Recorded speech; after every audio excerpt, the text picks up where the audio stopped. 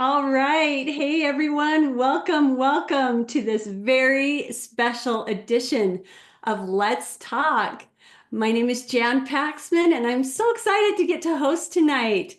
I am a certified independent Optavia coach and have been for 15 years. I truly love this program. And you guys, can we just give it up in the chat for our amazing Chris that is always behind the scenes making this thing just rock? Don't you love all the new changes we've made? Oh my goodness. Love him. And how funny that he found that old picture of me. I don't know if you noticed, but he had like a 7-year-old picture of me tonight. And that is exactly when I knew that I would grow up and become a nurse. And so that's what we're going to be talking about tonight. It is so fun. Back in the day, I don't know if you remember, but we used to do doctors and nurses support calls every single week. Throw a 10 up in the chat if you are an OG that remembers the doctors and nurses calls way back in the day. Well, we decided that it was time to bring those back. We're going retro. And I am so excited about this because we have so many healthcare professionals in our family here at Optavia, and we want to involve them and include them because this is all about helping our clients have the very best success that we possibly can. And who better to ask your questions than to a health professional along with your amazing coach. So we're going to just go back a minute in time. Now, I've got this slide that I will share with you that shows the original, some of the OGs of our doctors and nurses calls. And you'll see over here one of the original health coach, Dr. Anderson's wife, Lori. She was the very first health coach, and she was part of a team with us as we formed the nurses calls. And you can see them there. We have Frida Keller, and then Marcia Hildebrand, Lori, and myself are there in that little picture. And tragically, we lost Lori several years ago. And oh my goodness, what a heartbreak that was. But I feel in some way that we carry on her energy, her zeal, her love for this program through these amazing calls that we all come in together. And community is what it's all about. This is so powerful and helpful. And the docs, some of the original docs, you'll see Dr. Joe Pecoraro, a vascular surgeon. Then you'll see down in the bottom right, Dr. Anderson, and then standing next to him is Dr. Mark Nilsson. And then you'll see Greg Cesaro, another wonderful doctor, and his wife, Denise. And all of these guys would take turns getting on these calls with us. And it was so awesome. And then we moved into the Zoom era, and things changed up a bit, and we did corporate Zoom calls, and then those kind of went away. And now we do this. We've been doing this for about 6 years on Monday nights, just with this team of a group of coaches that come together, and we share our ideas and thoughts that help support all of us because we're all clients, right? All of us are clients first. And so I love these calls. And tonight we have two very special guests. These are OGs as well. Oh my goodness. First of all, I'd love to introduce to you Dr. Delia D. Garcia. Dr. D and I have been friends for as long as I've been in Optavia. I have looked up to her and have just learned from her for so many years. So she is an oncologist. She's been an oncologist for 30 years, specializing in breast cancer. She also is a whole food, plant-based nutrition and lifestyle coach. She's a mom to three amazing kids. And she said three amazing human beings. I want to say it right. And she also loves gardening, decorating. She is an amazing participant in yoga, and she loves to travel. She's a former associate professor of Washington University. She's the author of more than 40 publications and book chapters. She was chosen by her peers for Best Doctors in America. She's listed in America's top rated physicians. And those three human beings are Alex, Nelsie, and Andrew. And so, Dee, welcome. We're so happy you're here. Oh, thank you, Jen. I am so excited to be part of this tonight. So thank you. Oh, you are welcome. We're honored to have you. So I'm excited also to bring up alongside you Dr. Michael Smith, who I've known for probably 11 or 12 years, amazing human being as well. He is an internal medicine physician who transformed his own issues with autoimmune disease over 10 years ago by getting healthy, and the Optavia program supported him to do this. And by continuing to practice what he learned through Optavia, he's maintained high energy and minimal pain to this day. And you guys, he spent 23 years as chief medical director of WebMD and now serves as chief medical officer of Ascend Medical, his own business. While his passion for helping others led him to become a physician, he feels that he makes an even greater impact today through coaching and guiding others through this program than he did even in his professional practice as a doctor. And I think if you're a healthcare professional and you feel the same way, because I know I do, I have so much more impact through what I do as a health coach than I did in the nursing, in my nursing practice. So I am so excited about tonight. So we are going to kick it off with a couple of questions that were sent in. This is just going to be an open forum, just answering questions. And if you guys feel like you've got a question, you can pop it in the chat. We may not be able to get to it, but we're going to keep the chat and we're going to record all the questions we get for future episodes of Let's Talk with the Health Professionals Live. And we're going to do this every last Monday of each month. We'll be doing Health Pros Live. So your questions or questions like yours will be answered. So super excited. And so Dee, I'm going to just get you started right out of the gate because of your background with oncology. We have a question that came in from Pat. And the question is, if a woman is recovering from breast cancer, are the Optavia products containing soy safe for them? Oh, thank you, Jan. I love, love, love that question. I field questions like that almost every week because of my background in breast cancer. But women who have had a diagnosis of breast cancer absolutely can take soy products. And a lot of our Optavia products are soy-based. It's a great source of plant-based protein. And the reason that women sometimes are worried about their their history of breast cancer and consuming soy products is because of the natural plant hormones in soy. They're called phytoestrogens.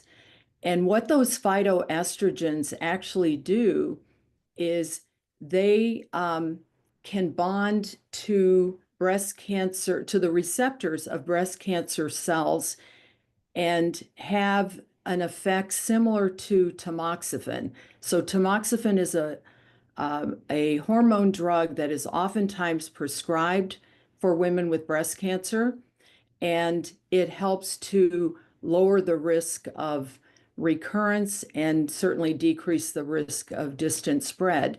So those phytoestrogens have an effect similar to tamoxifen. But while we're at it, oh, and also I wanted to mention that there are actually published studies in medical journals showing that women with breast cancer who consume soy have a lower risk of recurrence, and they have a higher survival rates. But I also wanted to mention very briefly about our own body fat. So women who struggle with weight have higher circulating estrogen levels. I describe our body fat as a toxic dump yard. It stores pesticides, herbicides, heavy metals, lead, PCBs, and estrogen. So women who struggle with weight have higher circulating estrogen levels, and that's the precursor for breast cancer. So by decreasing our body fat, by getting rid of it, getting to that healthy weight, we're actually reducing that estrogen dominance and lowering our risk of breast cancer. So thank you for that question. Fantastic question. Oh my goodness, I love that. I'm just going to throw this out there too, because I learned it from Lori Anderson back in the day. Like you said, Dee, when we are melting those fat cells and that estrogen is released in the bloodstream, once in a while, we're going to get kind of real here. Sometimes women will say, I'm using the program and I'm loving it and I'm in a fat burning state, but I'm spotting a little bit. And that is why. Is that correct, Dee? Because of the estrogen that is working through the system and being released through the system. Is that correct? Yeah, absolutely. As women lose weight, then that estrogen that's stored in their body fat gets released into the bloodstream, and it can actually stimulate the uterine lining. So there can be some temporary bleeding. Of course, you want to talk with your GYN just in case, because women who struggle with weight also have a higher risk of uterine cancer and ovarian. But usually it's just temporary from that estrogen being released and stimulating the uterine lining. Yeah, so good. Love this. Isn't this great? You guys getting all these great questions answered? Oh my goodness. Okay, Michael, I'm gonna throw one over to you. Okay, so let's say you're using the program and you're getting healthier, but you start to notice that your hair might be getting a little thinner. So this is coming in from Barb. She asks, when does your hair start thickening or growing back after weight loss? So let's see what you've got here. Yeah, it's a great question. So the good thing is that most people don't have hair loss with weight loss. So if you do notice any hair loss, it is temporary. It is associated with weight loss from any program, right? It has nothing to do with Optavia. It's just weight loss from any program. Usually happens, if it's going to happen, after someone loses 25 pounds or more. The great thing is, and why we typically don't see it on this program, is we are nourishing your body in a way to minimize or prevent it. Adequate protein, hydration, vitamins and minerals, like with the essential fuelings are fortified with 24 vitamins and minerals. But if you do notice a little bit of hair loss, and let me tell you, usually you're the only one that notices it, right? It feels like a lot. You're seeing the hair in the shower, but in reality, it's minimal and others aren't going to notice. So I know it can still freak you out when you see all that hair in the shower. So if you're concerned about it, either preventatively or you're starting to notice it, you can take up on some extra B vitamins, B as in boy, B vitamins. Specifically, the B vitamin biotin is one of the best for hair and nails. I even tell some women, if you're worried about it, just take a hair and nail vitamin that you get over the counter. But specifically a biotin supplement.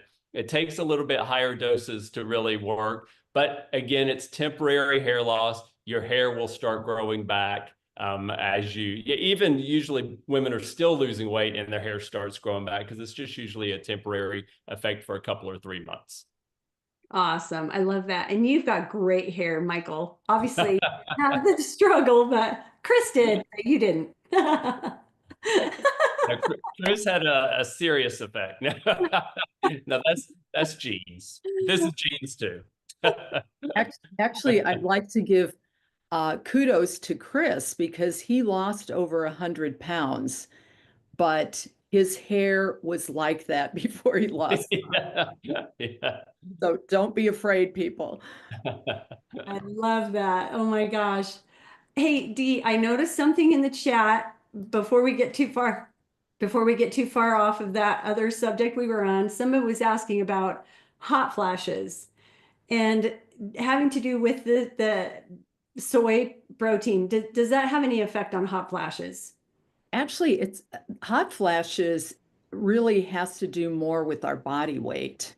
Again, that estrogen dominance.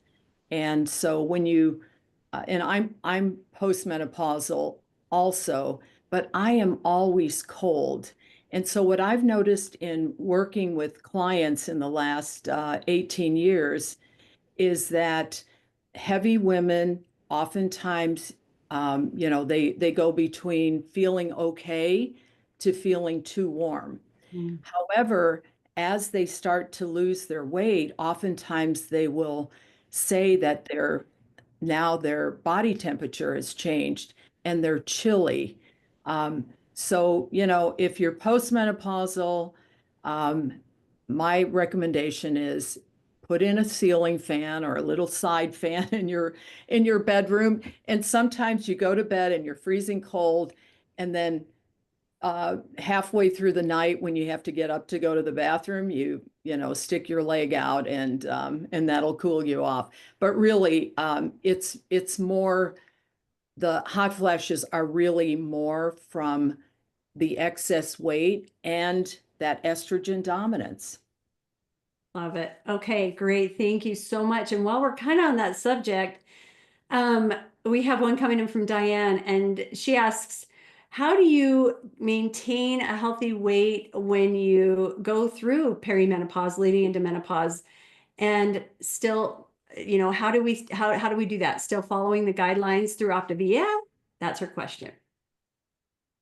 Michael, you want to start with that and then Sure. I'll in? Yeah. I mean, I love this question. I'm so glad we got it because it gives us the opportunity to, a little pet peeve of mine, to really talk about what Optavia is. So when we go through menopause or as we get older, all of us tend to gain weight, but it really is an effect of our lifestyle and that we tend to get less active.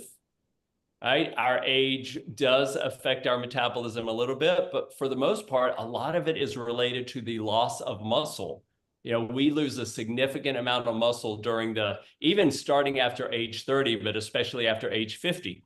But a lot of it is because nutritionally, we're not nourishing our bodies properly, but especially we're not getting our muscles active enough to maintain that muscle mass, which helps maintain our metabolism, which helps burn all those calories. So here I will tell you that for the most part, yes, menopause can affect weight, but more the distribution of weight, but not really weight gain, or it really doesn't cause weight gain. It's more the lifestyle associated with us getting older. So you're in the right place.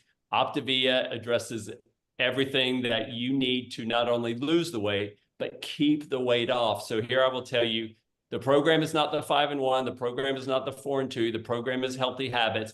Make sure that while you're losing your weight, you're learning how to eat right, sleep right, be active, manage stress, be mindful. All of those things that you read about in the Life book are the things that are going to help you maintain your results for a lifetime. Yeah, and I would like to add a few things too. So as Michael said, as we go into menopause, our metabolism, decreases. And so in order to counteract that, it's a variety of different things. It's not just, the food, but it is our, as he already mentioned, our lifestyle choices. We need to move our bodies every day.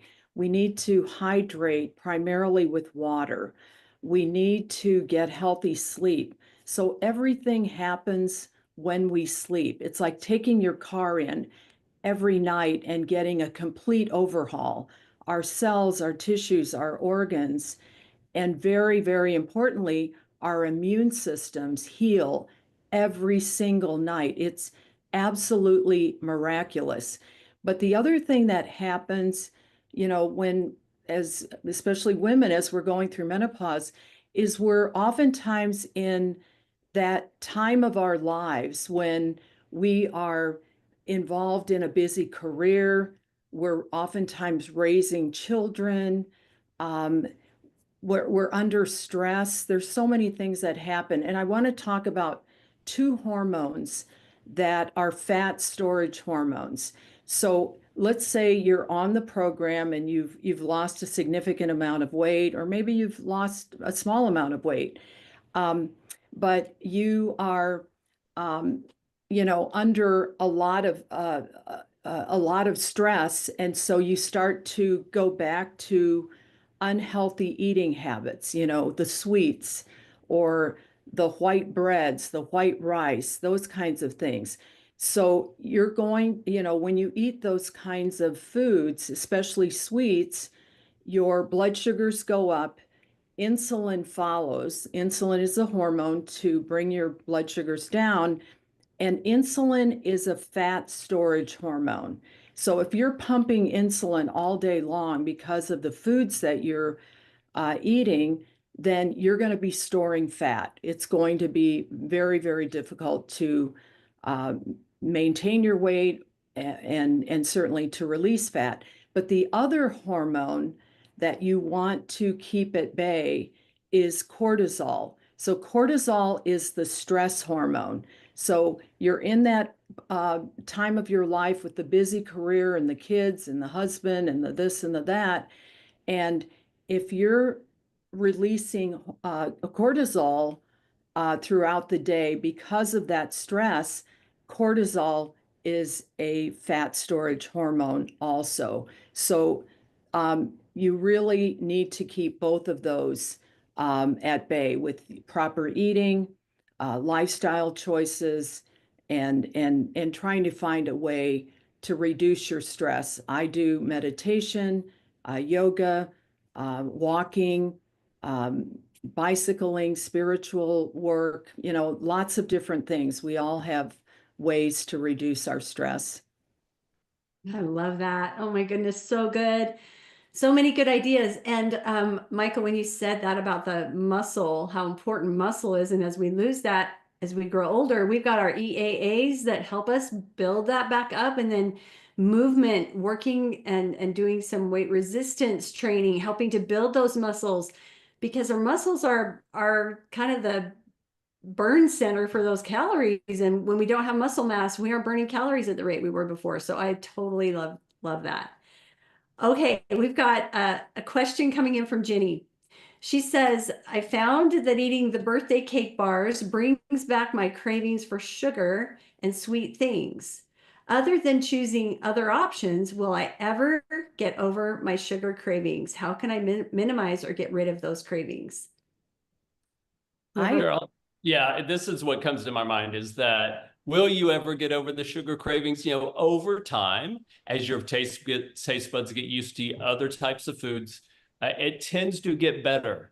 But here's where I would say one of your best resources to help you through this is going to be element 16. It is one of my favorite elements in the Life Book. It is about the addictive properties of food and how susceptible you are to those foods. Like some of us are not that susceptible to the effects. Some of us are. So I would say take that quiz in there. If you are highly susceptible, you want to work towards continuing to minimize foods that trigger you, right? And the fact is that you may, for a lifetime, just be in a place where you need to avoid those foods to a large degree, right? It's not like you can't ever have a birthday cake bar, which are delicious, but that just may not be a food that is serving you. So I would just encourage you that, that joke is, that I told the doctor it hurt when I moved my elbow. Well, don't move your elbow like that. It's kind of the same thing. It's just a food that doesn't serve you.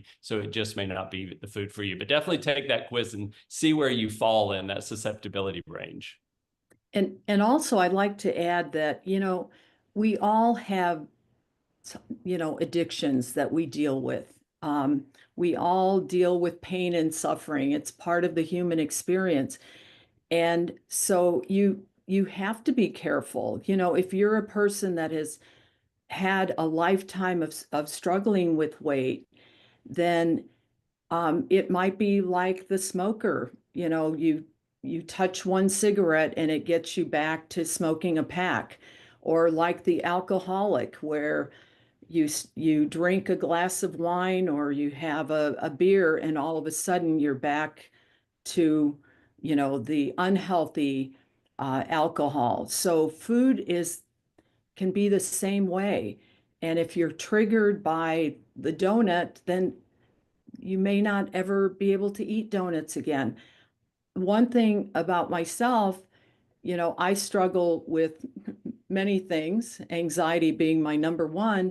I've never struggled with weight, but I don't eat the donuts because if I eat one, I may want two, or I may want it every day. So you really have to be mindful. Be mindful of the things that are healthy. I love the birthday cake bar, but it's too sweet for me. I ordered a box, not going to order them again. So you just have to, kind of customize your life for yourself. Yeah, I love that. And you do really get to the point where you crave healthier things. I used to be a carbaholic, and I really have gradually changed that whole thing where I'm really more interested in the bright colored veggies, and those are what I really want as opposed to the sugary stuff. I can't do those either, Dee. I get headaches, which is a good thing. I'm happy I get headaches. Oh my goodness. Well, you guys, I can't believe the time is already gone. It is, oh, we've had such a great time. Michael and Delia, thank you so much for your time here tonight with us. We've enjoyed it so much. And remember, we're going to do this every last Monday of the month. So there will be more, and we'll have you guys back. Thank you again so very much. We really love and appreciate you. Thank you. Awesome. Okay, before we sign off, everyone, just a heads up, tomorrow, Dr. A's Conscious Leaders Forum is going to be happening, which we love, but it's going to be happening 2 hours earlier. So be sure you jump in then, or I hear that we're going to be rebroadcasting it at the regular time, which would be noon Eastern, 10 o'clock Mountain. That if you want to watch the playback, you can watch it when you're used to watching it too. So that's exciting. We always love to hear from Dr. A. So appreciate him for all that he's done. And we're so excited for next week.